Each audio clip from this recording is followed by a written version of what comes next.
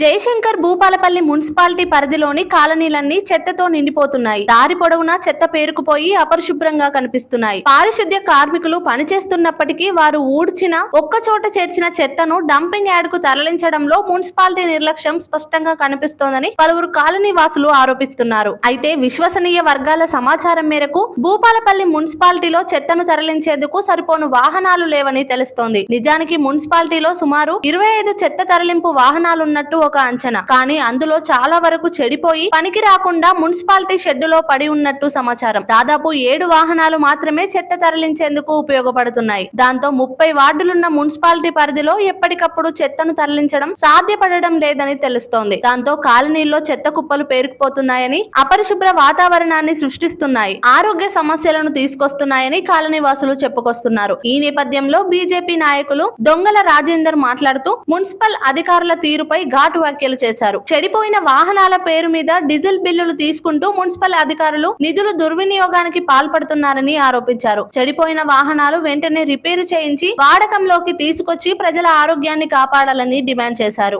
ఇవాళ భూపాలపల్లి మున్సిపాలిటీ లోపల ఏవైతే పారిశుద్ధ్యానికి సంబంధించినటువంటి చెత్త ట్రాక్టర్లు గాని చెత్త ట్రాలీలు గాని సుమారుగా ఒక 20 వరకు ఉంటాయి. మరి ఆ 20 చెత్త బండ్లు ఏం జరుగుతుందంటే ఖరాబ్ అయిన వాటి పేరు మీద ఒక 15 పక్కకు ఉంటాయి. ఒక 4-5 మాత్రమే ఈ చెత్త ఎత్తుకపోవడానికి తిరుగుతా ఉంటాయి. మరి ఈ చెత్త ఎత్తుకపోవడానికి తిరుగుడంటే 20 బండ్లు తిరిగే అటువంటి చెత్త ఎత్తుకపోయేటువంటి పని భారము ఈ 5 ట్రాక్టర్ల మీదనే పడుతుంది. ఈ 5 ట్రాక్టర్లు నడిపే డ్రైవర్లే ఈ ఊరంతా చెత్తను ఎత్తుకపోవాల్సినటువంటి పరిస్థితి అయితే మరి ఈ పక్కకు పెట్టిన 15 బండ్ల పరిస్థితి ఏంటంటే అవి కూడా తిరిగినట్టే మున్సిపాలిటీ కమిషనర్ స్థాయి అధికారులందరూ కూడా వాటి పేరు మీద మెయింటెనెన్స్ డబ్బులు దొబ్బుతా ఉంటారు. వాటి పేరు మీద డీజిల్ బిల్లులు తీసుకుంటా ఉంటారు. వాటికి సంబంధించిన మెయింటెనెన్స్ అంతా వసూలు చేస్తా ఉంటారు. మరి 20 మందికి సంబంధించిన దాంట్లో 5 పని చేస్తా అంటే మిగతా 15 మంది సిబ్బంది కూడా ఉంటారు. మరి 15 మంది ఏం చేయాలి పాపం? వాళ్ళు ట్రాక్టర్లు డ్రైవర్లుగా నడపడానికి వాళ్ళు రిక్రూట్ అయి పని కొనుక్కొని ఉంటారు. కానీ వాళ్ళకి ఏం చేస్తారు? ఇప్పుడు ఆ 15 ట్రాక్టర్లకు సంబంధించి ట్రాలీలకు సంబంధించిన డ్రైవర్లను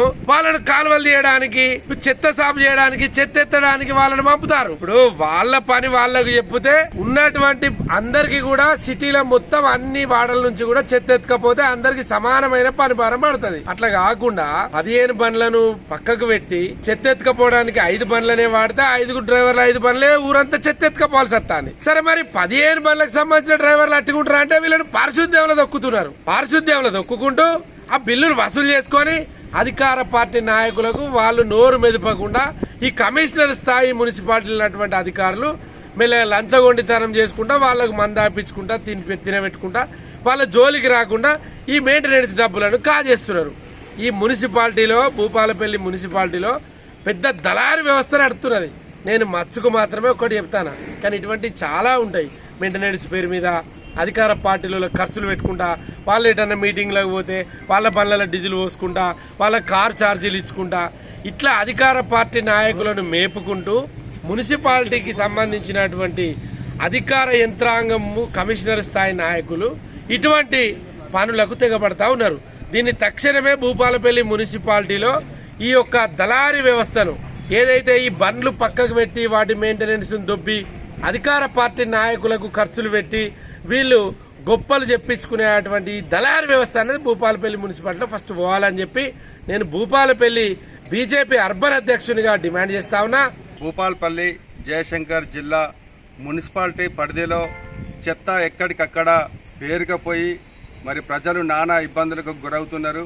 ముఖ్యంగా Subhash colony, new Subhash colony పక్కనే ఉన్నటువంటి కూరగాయల మార్కెటు పలు కాలనీల్లో మరి ఎక్కడి చెత్త అక్కడనే పేరుకపోయి మరి వాసనకు మరి ఇక్కడ ఉన్నటువంటి ప్రజలు కానీ ఇక్కడికి వస్తున్నటువంటి ఉద్యోగస్తులు కానీ ప్రతి ఒక్కరు కూడా మరి ఈ రోజున ఈ యొక్క వాసనకు మరి ఇబ్బందులకు గురై మరి అనారోగ్య పాలవుతున్నారు.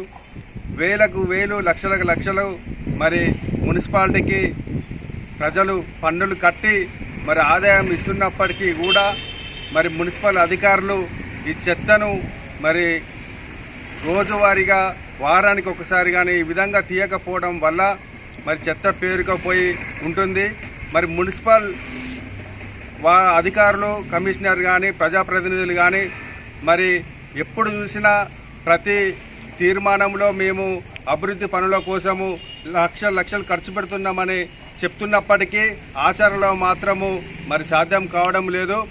ఇక్కడ ఉన్నటువంటి మున్సిపాలిటీ పరిధిలో ఉన్నటువంటి చెత్త ట్రాక్టర్లు మరి 15 ట్రాక్టర్లు ఉండగా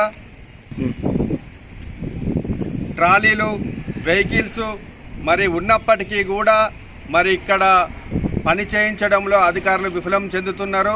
ఒక 2-3 వాహనాలు మాత్రమే కనిపిస్తున్నవి.